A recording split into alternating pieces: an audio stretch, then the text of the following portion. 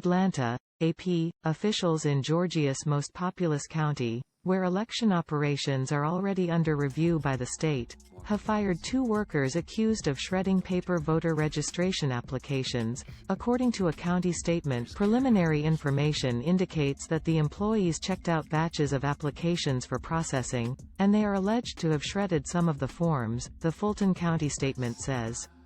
Fellow employees reported the alleged actions to their supervisor Friday morning, and the 2 employees were fired that day. The county statement says the applications were received in the past 2 weeks.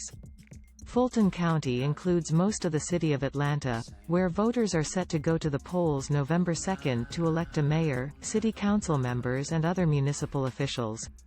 The deadline to register to vote in that election was October. It's not immediately clear whether the 300 voter registration records in question were lost. County spokeswoman Jessica Corbett said, "Normally, processing a voter registration application involves entering them in the state system, updating them, verifying their information," she said. "That is the matter that's under investigation, was that process. Voters don't register by party in Georgia, so the applications had no party affiliation." Fulton County Registration and Elections Director Rick Barron reported the allegations to the Secretary of State's Office of Investigations. Fulton County called the Secretary of State's office. "We told them about this and we asked them to investigate." Fulton County Commission Chairman Rob Pitts also reported the matter to County District Attorney Fani Willis for investigation. "Elections are the most important function of our government," Pitts said in the statement.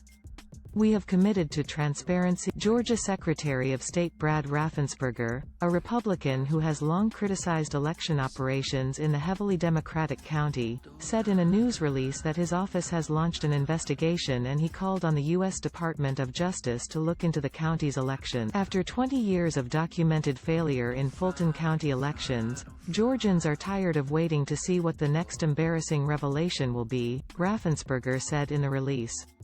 "The Department of Justice needs to take a long look at what Fulton County is doing and how their leadership disenfranchises Fulton voters through incompetence and malfeasance. The voters of Georgia are sick of Fulton." Fulton County does have a history of election problems, including long lines, inefficiency in reporting election results and other issues. The June 2020 primary election was especially problematic, and the state election board entered into a consent order with the county that included appointing an independent monitor for the general election.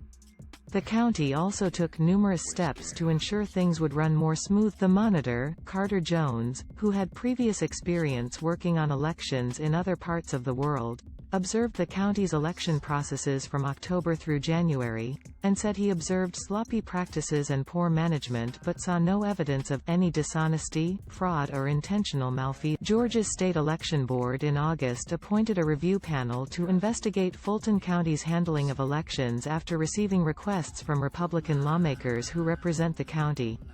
The lawmakers used a controversial provision of the state's sweeping new election law to trigger a process that could ultimately lead to a takeover of elections. Any Fulton County resident who tries to vote in an upcoming election and is found not to be registered will be able to vote using a provisional ballot, and an investigation will follow, the county statement